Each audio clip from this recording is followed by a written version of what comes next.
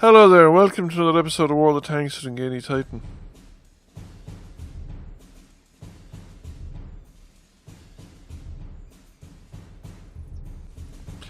As you can see, I've purchased the T95. Now, that would also be, I suppose, apparent to anybody who watched my Friday video that would have seen the T95 gameplay in it when I was talking about update 4.9. Here, however, I want to give my opinion kind of on the T95. Well, it's essentially a T28 with extra armour and extra tracks. Side armour isn't great. It does have some frontal weak spots, particularly that hatch there on the left hand side. That is quite easily penetrated by people who know what they're doing and are reasonably good shots. Trouble hitting it myself, but a lot of other people in the game don't. And the other thing is, of course, that it's slow. The gun is pretty good, at least when you get into the top gun. The lower packages can be somewhat frustrating. Now, I have managed to get a substantial amount of the way through, nearly over halfway through the elite grinding to elite. That's largely thanks to the multipliers from once you've completed Winter Games Bravo, and also the multipliers, the boosts that I got in completing the various stages of Winter Games Bravo. So what do I think? I think the less good players, the players that are decent enough players, that have practiced with the game, played a lot of it, and are decent enough players, and the average players and worse will struggle with this tank. You'll probably do, if you're capable of doing your getting your hit points damage on a tank most of the time, then you'll get your hit points worth of damage out of a tank with this as well, because it only Top Gun requires 3 penetrations, and you'll generally manage to do stuff like that, but you will struggle to influence games with it simply because it's so slow. I can't imagine what it must have been like when the top speed was 13 kilometers an hour rather than the current 19 to 20 kilometers an hour. I think to really influence the game on this tank, you'd probably want to be 2 steps ahead of the game. Just in terms of situational awareness, awareness of what your team is doing and how you could best impact the game for your team. Otherwise, if you're like me, you're sort of reacting to the situation around you, you'll probably, like I said, once you have the Top Gun unlocked, get your hit points worth out of the game most of the time, but you won't influence a game, you won't dominate a game or carry a game with this particular tank. It's just, like I said, too slow. You need to be far more, I think, proactive to really push it. It doesn't work well on its own because it can be rushed quite easily. Fast tanks will get around it. It's not the worst I've played with in terms of track traverse and stuff like that, and the gun arc isn't terrible, but it isn't great either. It's not overly narrow. I think is it the same as the T28? Or maybe I'm getting used to it. It doesn't feel as restrictive as the T28 did, at least with some of the guns, but at the same time,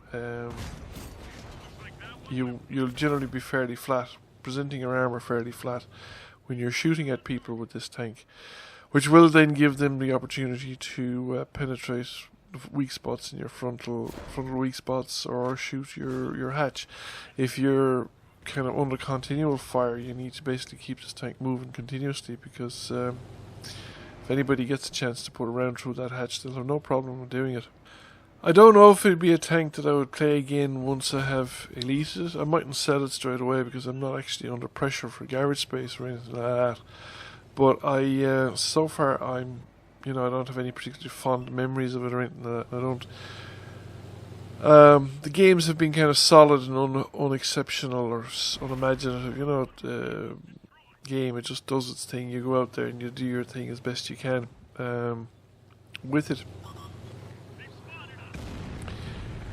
It does obviously have a weakness for artillery. It's going to attract artillery because it's a big slow target. It's quite easy for artillery to hit relative to other things. It's going to attract smart medium players, and the light players are going to go in on top of you because they know they can go in on top of you, and there isn't a whole lot you can do about it to stop them. Even if you're faced up with, sometimes you can hold people off simply because you have a pretty scary gun. But people who know what they're doing and understand the game aren't going to be intimidated by that. They'll just come in on top of you. And I think some of the really powerful high-tier tank destroyers and stuff like that don't care about your frontal armor. It's strong, but it's not strong enough to stop these things putting around through you. You will generally, if you have any kind of decent game at all, like get 2k damage or plus, and you will often and quite frequently have 2k damage blocked or better. That kind of stuff is easy to achieve with this particular tank.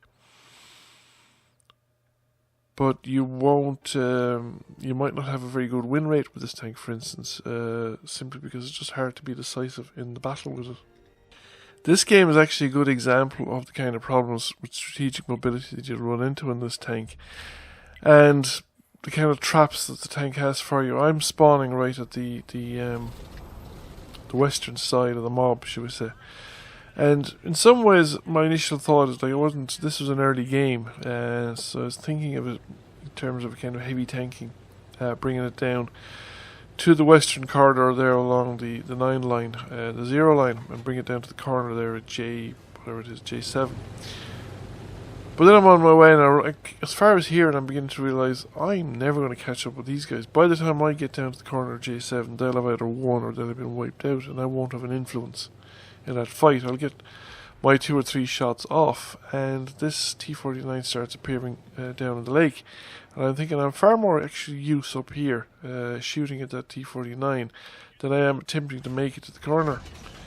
Now, I think I'm right in that decision. I think that was actually a correct decision to make at the time, because there isn't just the T49 down, there's the T110E5, which is a kind of an odd place for T110E5, but that's no matter.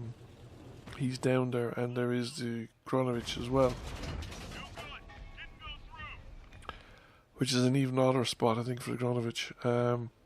Was there 2 T110E5s down there? Anyway, the point I'm making is that these guys are now presenting targets to me, and you'll see the fact that, when I get a decent shot at them, I can, I'll do damage, despite the fact that they're at a reasonable range and stuff like that. So I'm just dependent on people to spot for me. I have binoculars on this tank, but I don't know if it's ever made any actual difference. Now, this guy spotted me because T110E5 has a decent range as well. And my problem here is I just don't want to be hit with artillery. I don't really expect the T110E5 can shoot back at me, but if he wants to sit there where people cross the lake, I'm not going to worry about it, And he has potential, he's got a medium tank to worry about as well, and there's potentially people coming up at him from the other side. So he comes around there to engage the medium. Okay, I bounced that shot. Well, I probably could have been more careful about my placement of it as well. But the mistake that I'm making is that I probably should be making my way west while I'm taking these shots. I should stay in a position that I can shoot across the lake and shoot into these positions that I'm firing in.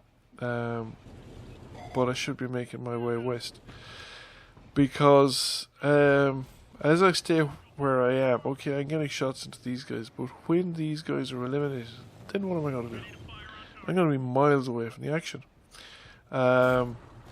Literally, I'm going to be not miles, but 500-600 meters away from the action, and by the time I catch up to the remaining action, shall we say, to the remaining enemy tanks, then they're going to be eliminated. I'm not going to play a further role in the battle. So this is the kind of thing you need to be thinking about, not what I'm going to be doing in the next 5 minutes, but what am I going to be doing in 6, 7, 8 minutes time, when these guys are finally taken out of the picture, because there's only so many tanks going to come up here, and we've probably eliminated those guys. Okay, I've been spotted against the artillery's starting to take notice of the fact that I'm down here, and that artillery is anyway, wherever he surprised the angle he came in at.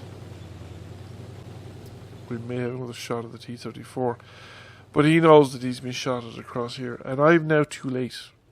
I mean, sort of 11 minutes into the game, we've eliminated quite a substantial chunk of the enemy team, and we've 2 tanks closing in on the enemy base area. Okay, the T-34 is going to come up.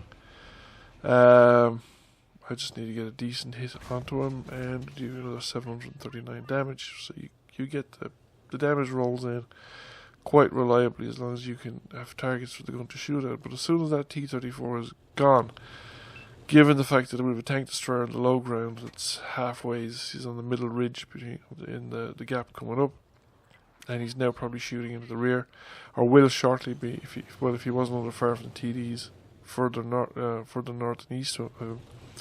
He would be in a position to shoot into the rear of the T-34, and I think the T-34 has just been wiped out, and now there's a tank appeared at the edge of the enemy cap circle area by our forward tanks, but I'm far too late to get involved. I think I see 1 tank on the way down and get some,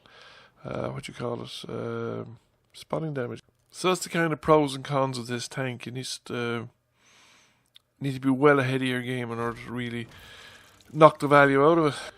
But other than that, you'll do alright. You'll have just fairly unspectacular games, and you'll do alright. You'll get sort of solid mid-table performances, so to speak.